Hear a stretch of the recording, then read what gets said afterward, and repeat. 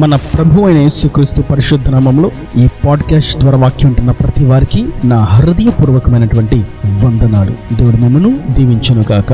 లూకాసు సువార్త 1వ అధ్యాయము 52వ వచనం. సింహాసనముల నుండి బలవంతులను పడద్రోసి దీనులను ఎక్కించును.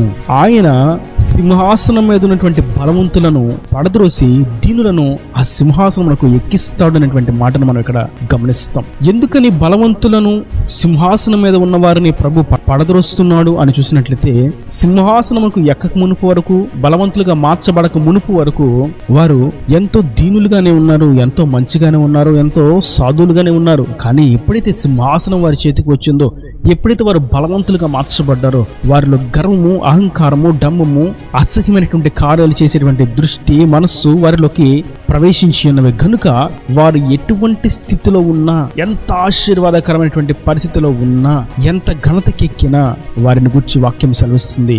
అటువంటి బుద్ధిహీనులను, అటువంటి భక్తిహీనులను, అటువంటి విశ్వాసఘాతకులను, అటువంటి వేషధారులను, బలవంతులుగా ఉన్నప్పటికీ, సింహాసనం మీద ఉన్నప్పటికీ నేను వారిని పడద్రోస్తాను. అయితే ఆ స్థానాన్ని ఎవరికి ఇచ్చి ఆ స్థితిని, ఆ సింహాసనాన్ని భర్తీ చేస్తాడని చూసినట్లయితే దీనులను ఆ స్థితిలో ఆయన నిలబెడతాడు. ఎంతో ఆశీర్వాదకరమైనటువంటి మాట. మనం 51వ వచనంలో చూస్తాం. ఆయన తన బాహువుతో పరాక్రమమును చూపెను, వారి హృదయముల ఆలోచన విషయమై గర్విష్ఠులను చెదరగొట్టెను. వీరు గర్వముతోనూ, హృదయ ఆలోచనలో విపరీతమైనటువంటి ఆలోచనలతోనూ, స్వభావముతోనూ నిండి ఉన్నారు. అపవాది తంత్రాలతో నిండి అపవాది ఆర్థికులుగా మార్చబడి ఉన్నారు. వారి అడుగుజాడలో నడిచేటువంటి అపవాది అనుచరులుగా తీర్చిదిద్దబడి ఉన్నారు. కనుక అటువంటి గర్విష్ఠులను, భక్తిహీనులను, విశ్వాసఘాతకులను సింహాసనం మీద నుండి పడద్రోస్తాడు. ఆ స్థితిని, ఆ సింహాసనాన్ని దీనులతో ఆయన భర్తీ చేస్తాడు.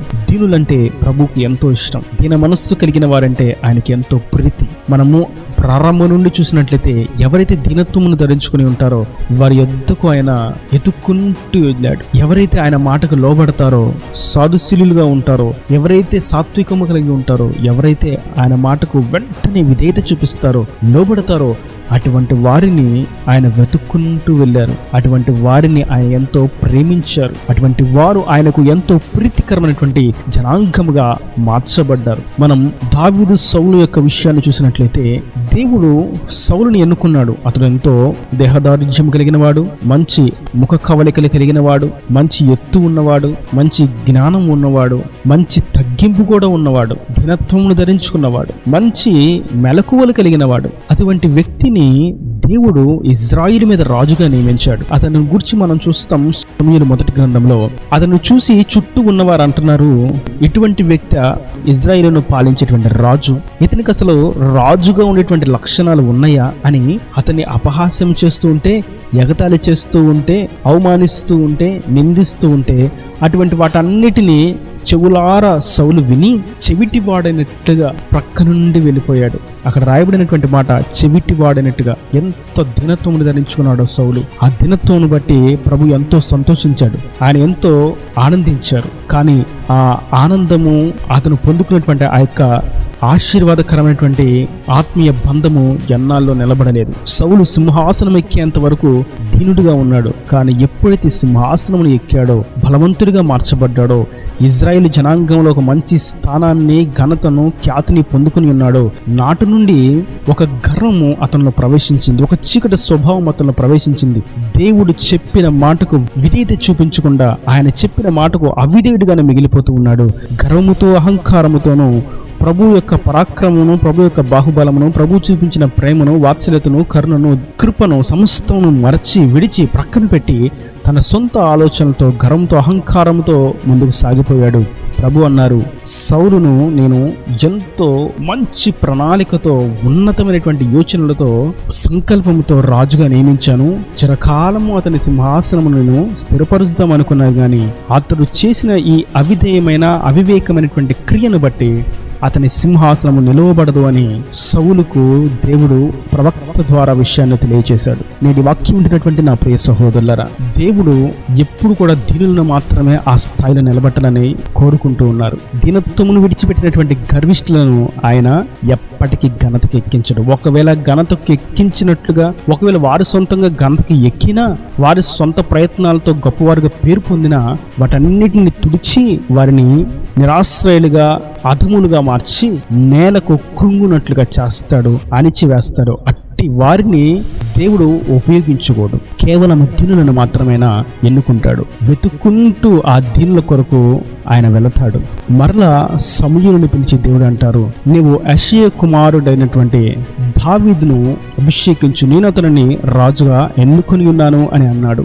సమూయేలు అతన్ని ఎత్తుక్కుంటూ వెళ్ళాడు.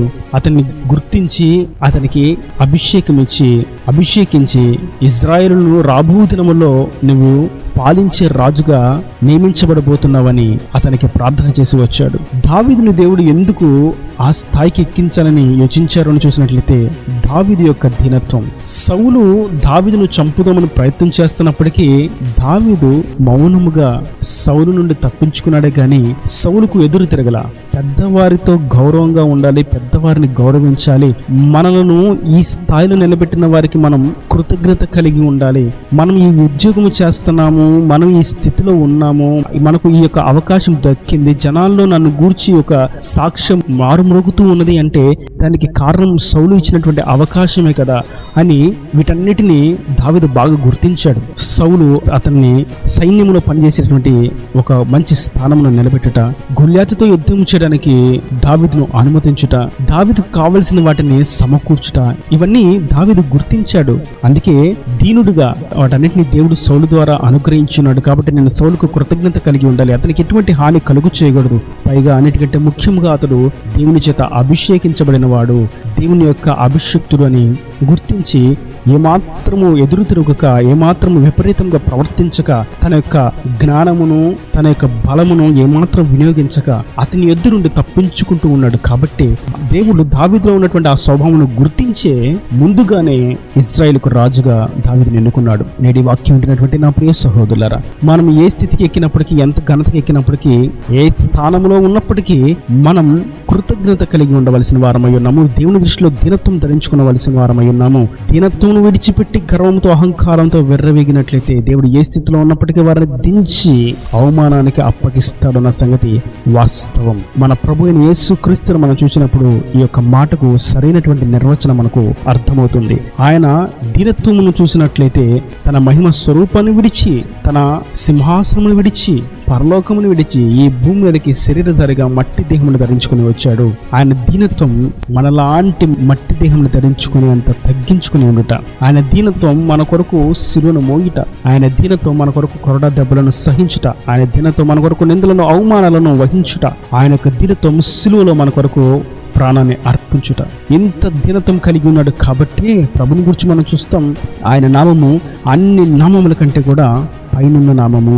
ఈ లోకవాసులందరూ ఆయన ఎదుట మోకరించి నీవే దేవుడు మనం ఒప్పుకోవలసినదే, రాబో దినముల్లో ఒప్పుకొని ప్రతి నామము ఒప్పుకున్నట్లుగా చేస్తానని కూడా వాక్యము తేటగా సెలవిస్తుంది. కనుక నేటి వాక్యం ఉంటున్నటువంటి నా ప్రియ సహోదరులారా, మనము దీనత్వమును ధరించుకుని ఉన్నప్పుడే దేవుడు మనలను ఘనతకి ఎక్కిస్తాడు, సింహాసనం ఎక్కిస్తాడు.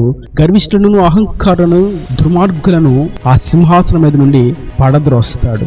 ఇలా మనం చూస్తూ ఉన్నట్లయితే ఒక స్థాయికి వచ్చిన తర్వాత గర్వంతో, అహంకారంతో విర్రవేగినటువంటి అనేకుల యొక్క చరిత్రను మనం బైబిల్ గ్రంథంలో, పరిశుద్ధ గ్రంథంలో తేలి చూడగలుగుతాం. బబులోను రాజైనటువంటి నెబుకద్నెజరు, ఉజ్జియా, ఇస్కరియోతు యూదా, ఇలా మనకు పలు చరిత్ర భాగాలు మనకు వీటిని స్పష్టంగా అర్థం చేయనట్లుగా పరిశుద్ధాత్మ మన కొరకు లిఖించి ఉన్నాడు. నేడైతే మనం దీనత్వము ధరించుకుని ఉన్నట్లయితే, మన పెద్దల ఎదుట మనం గౌరవం కలిగి ఉన్నట్లయితే, మన ఆత్మీయుల ఎదుట మనం గౌరవం కలిగి ఉన్నట్లయితే, కృతజ్ఞత కలిగి ఉన్నట్లయితే, మనం ఎవరి దగ్గర నేర్చుకుని ఉన్నాము, ఎవరి దగ్గర ఎటువంటి పాఠాలను గ్రహించి ఉన్నామనేటువంటి ఆత్మీయ స్పృహ కలిగి ఉన్నట్లయితే, ఆయన ఆత్మకు, ఆయన ఉద్దేశానికి, ఆయన వాక్యానికి, ఆయన యొక్క ఆజ్ఞకు మనము లోబడి మనల్ని మనము తగ్గించుకొని ఆ ప్రకారం జీవించినట్లయితే, ప్రేమ కలిగి, ఐక్యత కలిగి, క్షమాగుణము కలిగి ఆయన స్వారూప్యాన్ని మనం పొందుకుని ముందుకు సాగినట్లయితే నిశ్చయంగా ఆయన దీనులను ఘనతకి ఎక్కిస్తాడు, సింహాసనానికి ఎక్కిస్తాడు. అంతకంటే ముఖ్యంగా పరలోక రాజ్యంలోనికి వారిని చేర్చుకుంటాడు. ఈ దేవుని మాటలు ప్రతి వాని హృదయంలో నీరు కట్టి ఫలింపు చేయను గాక. ఆమేన్. God bless you. తలలో వంచి కన్నులు మూసినట్లయితే మీ కొరకు చిన్న ప్రార్థన. ప్రేమ స్వరూపీకరణ కటాక్షం తండ్రి, నా ప్రభు వాక్యాన్ని ప్రతి వారిని మీరు నిండాలుగా దీవించండి. గర్విష్ఠులను, అహంకారులను, విశ్వాసఘాతుకులను, భక్తిహీనులను మీరు సింహాసనం మీద నుండి బలవంతులుగా ఉన్నప్పటికీ పడదొరుస్తానని మీరు సెలవిచ్చి దీనులను ఆ స్థాయిలో నిలబెట్టి ఘనతకి ఎక్కిస్తానని మీరు వాగ్దానం చేశారు. తండ్రి వాక్యాన్ని ప్రతి వారు దీనత్వం ధరించుకున్న వారుగా నీ చేత ఘనతకి ఎక్కున్నట్లుగా మీరు సహాయం అనుగ్రహించండి. ఇక వారి ప్రతి అవసరతను అక్కర్ను నీ మహిమలో తీర్చి నీ రాకడ రాజ్యం సిద్ధపరచమని యేసు పరిశుద్ధ నామమున ప్రార్థించి వేడుకుంటున్నాను తండ్రి. ఆమేన్. ఆమేన్.